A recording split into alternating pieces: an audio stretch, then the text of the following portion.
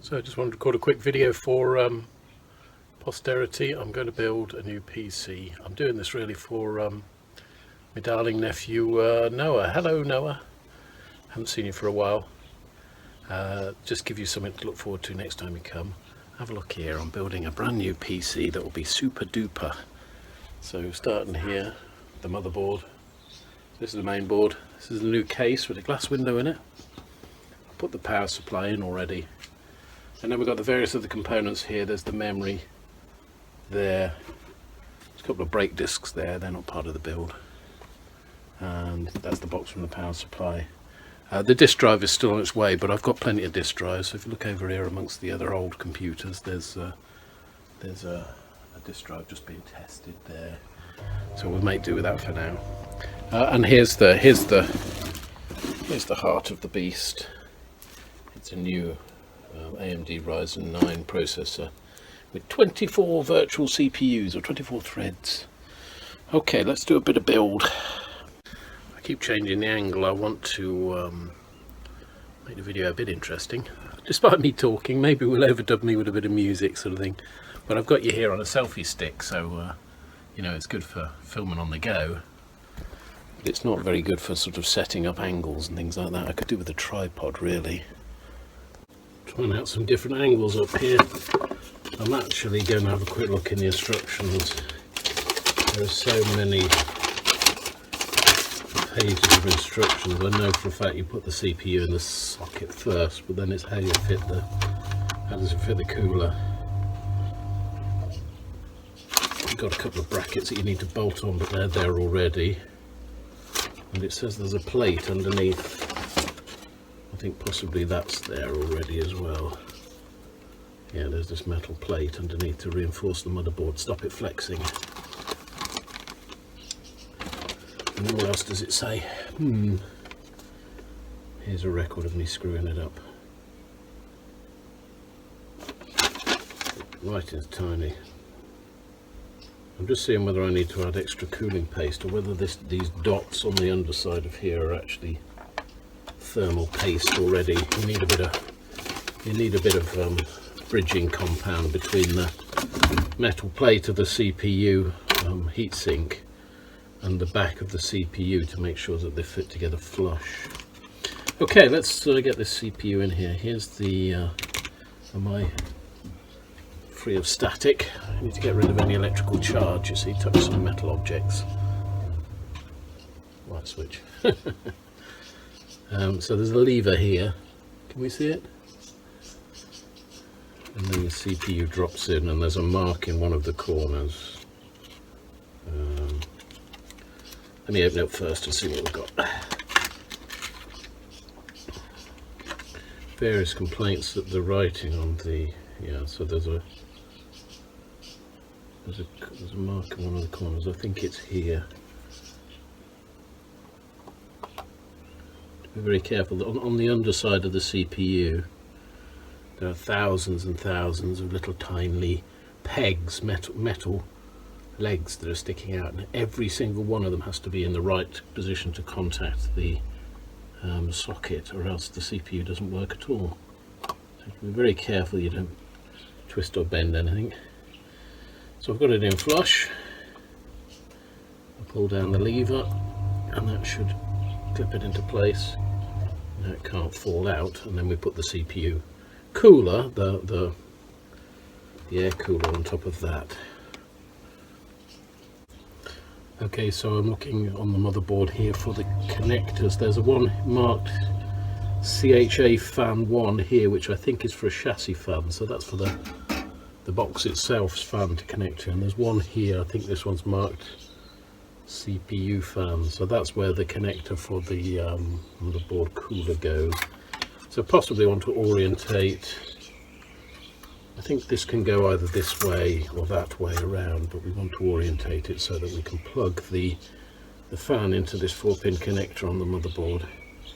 So I think it goes in like that. I think that's aligned, and then I think we can have this orientation. This orientation then puts this lever here on this side, which I think is appropriate. So hook that underneath there. I don't know if you can see what I'm doing with this. I'll give you a little bit of a view around once I've done it. But so there are two basically metal hooks that go over the two plastic brackets that are attached to the motherboard, and once you've got them in place, the lever will pull the whole assembly down tight onto the top of the CPU. So that one's on, that one's on, kind of centered. I like to give it a little bit of a wiggle just to squidge the thermal compound around, and then if we pull the lever over, it'll lock the CPU cooler down onto the surface of the CPU. So I've got the cable trailing around here. Did I really want that to happen? I guess it will. Let me tuck in.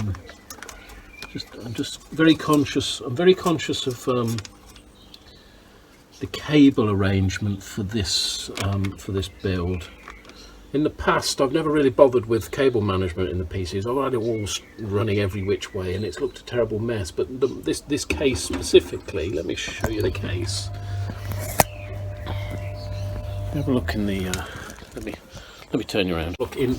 If you have a look in this case, I could remove this glass panel actually if you wish to. Inside, there's a metal back plane there that goes underneath the CPU, and then between that and the back wall of the case, there is a void that you can run all the cables from the power supply and the various other connectors inside, so that they're out of sight. So when you're looking through the glass window, this is supposed to be a sort of showpiece build. When you're looking through the glass window, you don't see the cables, they just come up at the periphery and then connect in. So I'm going to see if I can't manage some of that very tidy build. Other thing I'm going to do while I'm here is I'm just going to tidy up some of this rubbish. We've got lots of things on the desk that they're very distracting. Hang on a moment. Oops, sorry. I'm trying to fix you up with a slightly closer view now of what we're doing. It's some detailed work. I've done some tidying up. I've got rid of this rubbish off the bench, and I've actually got the CPU manual, the motherboard manual that I'll potentially be consulting in a minute. I've also got lots and lots of cables piling up. Next thing we're going to deal with, put the paperwork away. This is the main memory, the read-only memory, random access memory. Sorry, rather than the cutting room floor. So I've got two sticks with, I think, 8 gigabits each. I tell a lie. Two sticks with 8 gigabytes each, giving us a total of 16 gigabytes. I'll just check that I'm earthed again. And they reckon the best plan for this is to put them in two non-adjacent sockets. So I shall put them in this socket here, number 2, and this socket here. There are only clips on one side nowadays, that's a bit cheap, isn't it? So I shall put them in this socket second away from the CPU, giving a bit of an air gap here, and then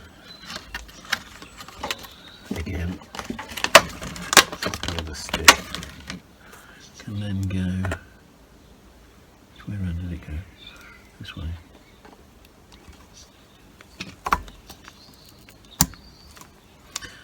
Okay, there we go.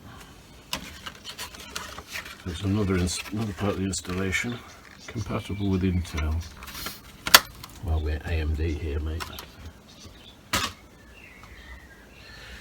Okay, what else do we need to do on the motherboard? These two sockets here are for up to 2 graphics adapters. I've only actually got one. You can get some marginal performance gains by running 2 in parallel, but I don't think it's worth the expense. I won't fit the graphics adapter yet. The next step is to go into the case, but I just thought I'd show you the graphics adapter we've got. This should get us some fairly serious Minecraft speeds up. This is again not absolute the latest, but this is a NVIDIA GeForce RTX, a 2060 KO Ultra Edition, so it's slightly faster than the standard version of this one. It's not the highest version you can get. Again, it's going to be quite fast and quite satisfactory for the performance, but again, there's still a small penalty to pay for buying the best of the best kit is significantly more expensive, so there's a bit of a trade-off between performance and cost still at the moment, but we will be very pleased with this, I think, for the sort of applications that we're running. Minecraft indeed. Okay, I've moved everything around on the desk a bit just now, so we'll have to find you a new position for the camera. I've got the case laying down now. It's a brilliant white case, and I don't know if I'm going to get dirty finger marks on it, but hopefully not. So we're going to have a look inside now, and I'm going to insert the motherboard in here. I was looking here for the back plate. IO shield, I think, is the term that's used for it. As it turns out, I'd already installed it in the case when I got the motherboard. I got a bit of enthusiasm. So inside this case, we've got actually, this is the front panel here, although it's lying down. There's actually nothing on it. There's no disk drives, no nothing. No, you know, traditionally you've had a whole load of ports and windows and things. All we've got is a little air inlet underneath the bottom here, and then some other stuff that screws to the bottom. Another air inlet here for the power supply unit, which is on the back side here. And then our controls, there's just a USB port and a switch on the top here. There's two fairly large fans inside here for airflow inside of the case. So in theory, and it's all perforated, and then, you know, many areas where it's perforated, it's got this grid stuff, this mesh, which is supposed to filter out dust particles and things being blown inside the case. We'll see how it goes. But as I say, the main feature is a big glass panel here, so you can see all your components inside. Some people with limited amounts of taste like to put neon lights and things inside, and if they're using water cooling, they use some sort of neon liquid inside of the water cooler and black lights. I'm not in favour of those things really, but it'd be nice to be able to see the fans going around, make sure they're still spinning, and there'll be some lights inside. I think there are some LEDs on the motherboard. Okay, back in the stand, less shaky hand man job this time. I'm taking off the... Sorry, one moment. I'm taking off the back panel here in order to access these cable routing, because I'm not sure they're quite in the right place for me at the moment. So, as you see, everything is routed through the back. So I need to work out selectively which ones I need to route where. There was two connectors here for the chassis fans, and I thought I only saw one in the box, in fact. So I maybe need to work out. And then there's some other accessories here. Here is a whole load of cable management, cable ties, screws, motherboard mounting screws and things like that, stuff that I was looking for. So that should get us in a happy place with the connections. Maybe I'll just leave this cabling hanging out for now and lay it down again to insert the motherboard.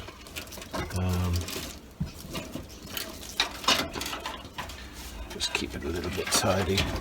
It's really a question of whether or not I can push the cables through and around and out of the right sockets once the motherboard is inserted. So let's have a quick look.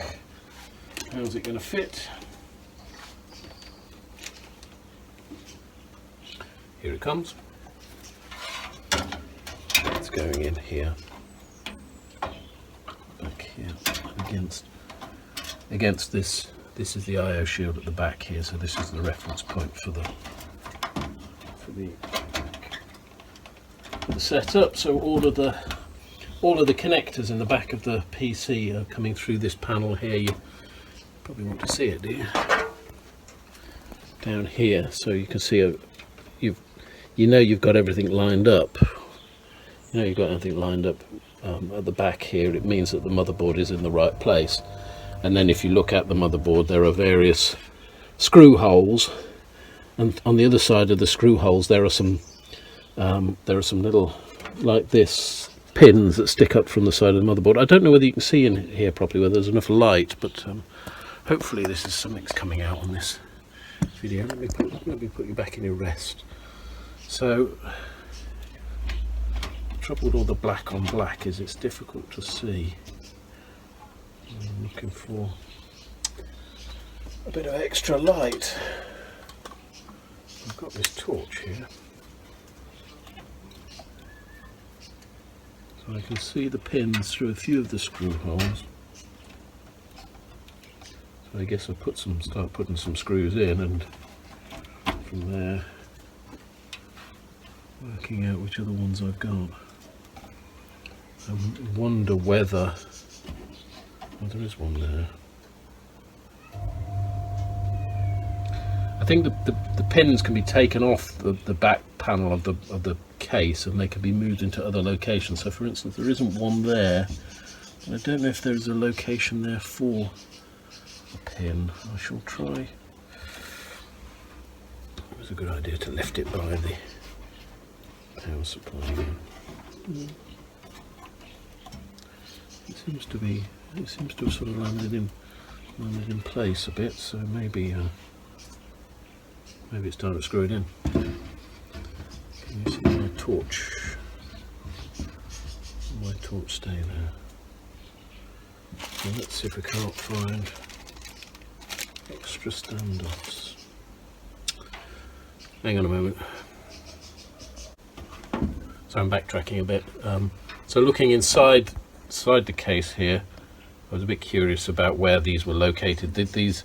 I don't think these are optional locations.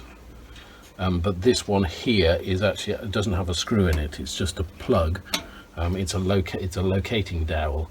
So once the motherboard is positioned against the shield at the back here, and pushed back against, there's a little bit of springiness in the back of the I/O shield here. These little tabs are spring loaded. Once it's pushed to there and then located on this plug, then it should be in the right position, and then the other screw should drop in. There's one missing for this corner, which I don't think is ideal.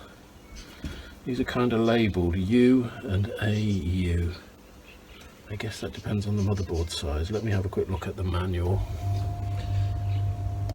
Okay, so I've done a little bit of decoding. There's actually a label on here, and if you look, it says A signifies ATX, U signifies micro ATX, and I indicates ITX. So that's 3 form factors for the motherboard.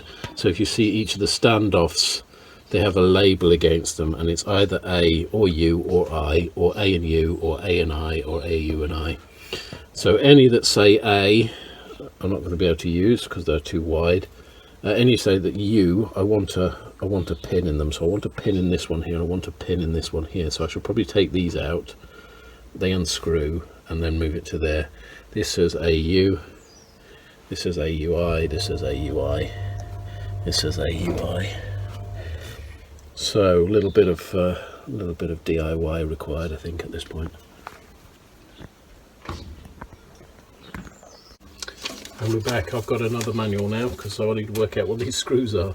They're M3x5 flat, 6-32 screw flat, 6/32, 6, and 6/32 screw hexagon. I think these are the sort of thing that you use in the case fittings.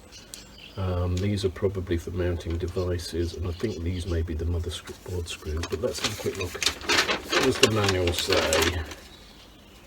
Clearances and specifications, accessory box, some screws, motherboard, mounting a motherboard installation, use B, screws B, 6/32 by 5mm, that's these. So I'll put these other ones in my pot of many screws. Might need that again, might be. I'll put it to one side. Stop for a quick drink. Okay, which ones do we say? These ones. Here's a top tip for you, right? When you're assembling something with very fine screws, a little bit of blue tack and stick it on the end of your screwdriver. It will help you to hold the screws until they are in the sockets. Admittedly, you can use a magnetic screwdriver, but generally speaking, magnetic equipment around PC components isn't the best idea. Okay, so I stick a little screw on like that. And then straight in the hole without any messing. I'm going to take the blue tack out before you finish the screw. Make sure there's no blue tack left in the screw, because that might look professional. What am I doing here? Where's the post?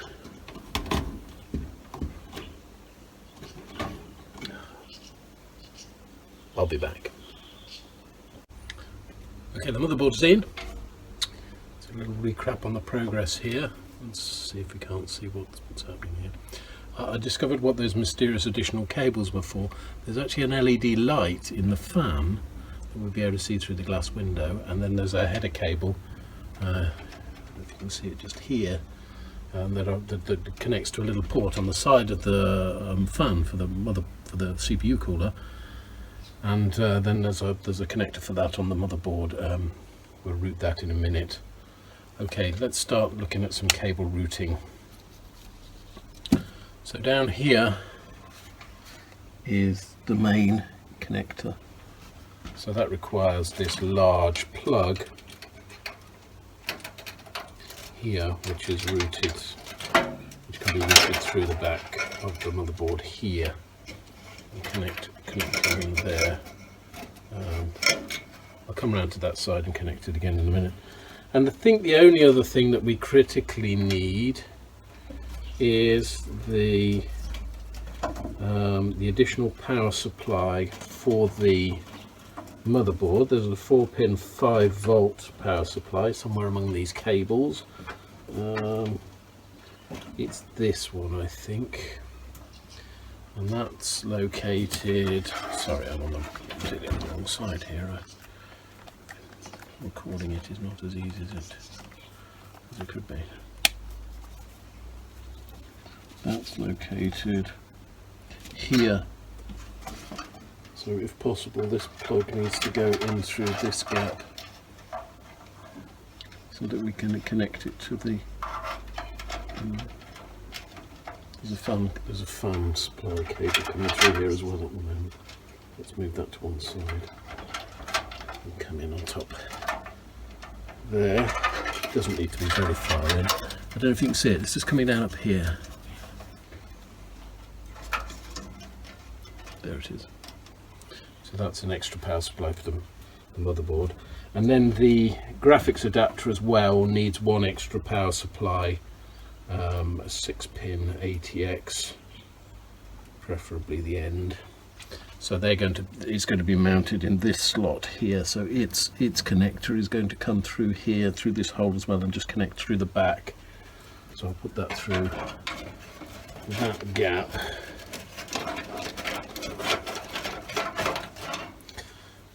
It all looks like a bit of spaghetti at the moment. Once it's plugged in and pulled back into place, you'll see. Let me just switch the camera around. Okay, we're laid back down again now, so you could just see. I'll just connect up these connectors for now, and then we'll go back for some more afterwards. Fortunately, this one comes in 2 parts, because there's some older PCs that only use a 20-pin, but this one uses a 24-pin. So I have to get these properly connected. Let's bend it over. So put this one in first, probably. I'll get my torch. I'm still having difficulty seeing with the contrasts. Hopefully you can see something at least. Try not to bend the motherboard too much while plugging that in. I think that's in. Is it clipped? Yeah, clipped. So that's in firmly. So we've got a colourful array of cables coming in here and cascading into the back, but that should do us. And then there's another connector over here, and as I say, the graphics adapter one is just laying there for now. We'll come back to the graphics adapter installation in the next episode. Sorry, can't resist giving you one last shot of the back of the PC before the panel goes on. Look how beautifully tidy that is. Look at those cable ties, routing the cables, all very neat, all beautifully flat and arranged and sort of tied down tight so they won't go anywhere. Sorry. Okay, I'm bringing in Angela to have a look now that it's alive. I reseated the memory and it's now showing 16 gigabytes around like it's supposed to. Hey! Oh yeah! Lights. It's got a glass window. Do you like my cable tidying effect? Yes, it's very good. So is this what it's doing? That's just the BIOS, the setup screen. I don't know how to install Windows yet. It only hasn't got any disk drives or anything. It has got a USB socket there, or I could plug an external disk in here. Well done. That's very good. Very disco. Yeah, I think you can put something. Disco. Yep. So we'll be playing games before you know it. Have you taken the So here's an update for you. New day, new shirt. The missing piece of the puzzle has arrived. This is half a terabyte hard disk drive in a packet the size of a packet of playing cards. So this mounts directly to the motherboard, so we're going to install that now. So it goes in this little slot here. Let's see if I can get you stood up so you can see what I'm doing. Possibly not. Let's try some different angles. Okay, I've had a little tidy up now. Let's see how we're at. So the graphics adapter is back in. The hard disk drive is in there, or the solid state disk drive is in there. This is still just temporary. We'll need this for installation purposes. And they installed that other hard disk, the one I was trying temporarily, in a case underneath here. So there's a rack where I can install up to 3 hard drives there. And actually behind this back panel here, there are another couple of mounting points where I can put 2 solid state drives. So I've got plenty of storage capacity, all hidden away inside the box. Anyway, we shall get on to Windows installation now. You've done admiring. I'll put you in the stand. Hopefully you'll be able to see something from there. I've got the screen set up here on top of this next monitor. I guess I could move it a little bit closer. I've got a keyboard. I've actually got myself a mouse. Luxury. I can operate a Windows machine with only the keyboard, but there were some web pages and things that were problematic for me. I plugged that into a USB 3 socket there. It's not a USB 3 device, but there's more consistent power coming through a USB 3 socket. The only thing I haven't got is a plug here. Plug in the power. I also have a network adapter cable here, but I'm not going to plug that in just yet. I'd like to start the Windows installation before switching on the power supply. Before I do anything else, I'd like to run a Windows installation without network connection, without internet connection. So we'll see what happens. Is it going to boot with its new adapter? I'll press F11 for the boot menu and that'll tell me if this hard disk drive is recognised. Press it a few times, just to be sure. So let's press F11 for boot menu just here. Here we go then. Okay, so options are a DVD drive, the Samsung hard drive that I was looking at before. I'm not sure what you can make out of that from that distance, but and then there's an NVMe Sabrent, which was the new adapter I've installed, and then UEFI, and then a Windows Boot Manager is recognised on the hard disk that I already installed. So I will boot from the hard disk drive, and I will take the UEFI option because I think it knows more about the BIOS.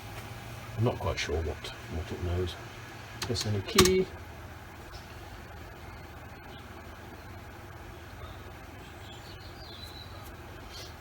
I hope it recognised my any key.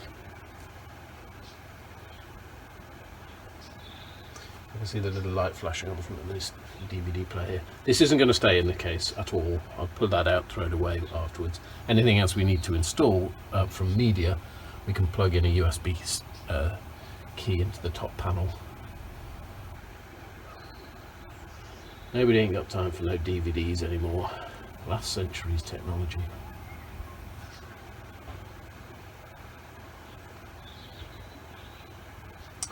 Wait and flash. Okay, I won't make you wait. Come back when we're into the Windows installation. I'll show you a bit more close up on the screen. Yeah, we're waiting a little bit. I was hoping to see this go wicked fast due to the speed of the new hard disk drive, but of course it's not going wicked fast because it's limited by the speed of the DVD player, whirring away and making food mixer sounds. I won't make you wait. I'll cut you to the next exciting episode. Check it out now. I'm trying to get all creative and YouTuber-ish. See if you can't sit and look over my shoulder at what's happening. I might need to move this screen over a little bit so you can see a bit better. Just check your view.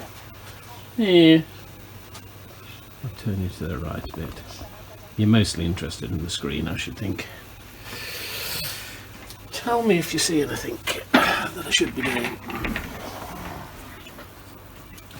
Okay, a nice little setup here. Got my stool, got my workbench, got my moose, and then little cardboard things that are falling off. He's doing its thing, rebootificating.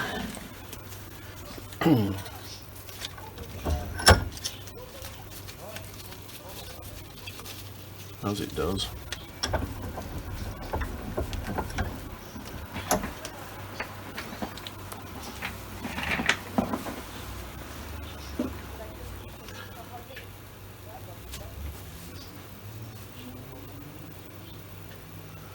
And rebooting again. Hopefully it's rebooting from the right disk.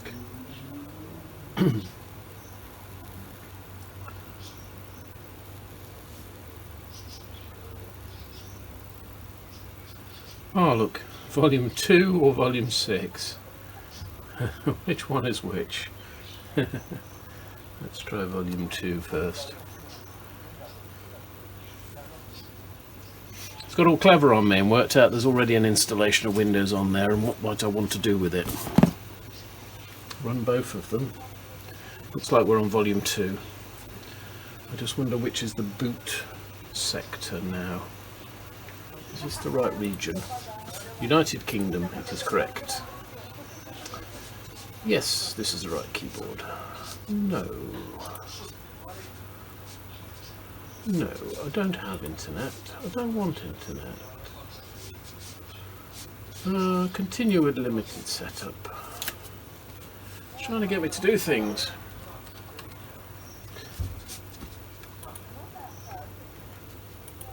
Skip the password. I'll do it later. No, there's no to everything basically. No.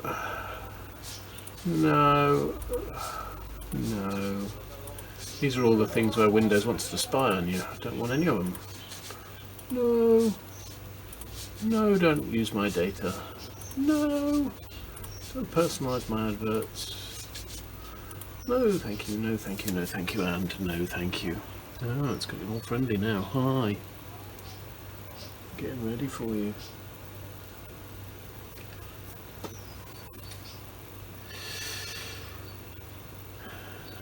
Well, that's about it now. I might show you another little scene where I installed the drivers that were supplied with the motherboard. These are the basic set that are required, but actually Windows Update gives you almost everything apart from the graphics adapter driver, which you have to install for yourself. I've been around this loop this week already, experimenting with what I have to do to get it up and running. So I've got the relevant driver, and it's on the network, so when I plug my cable in I'll be able to get to it.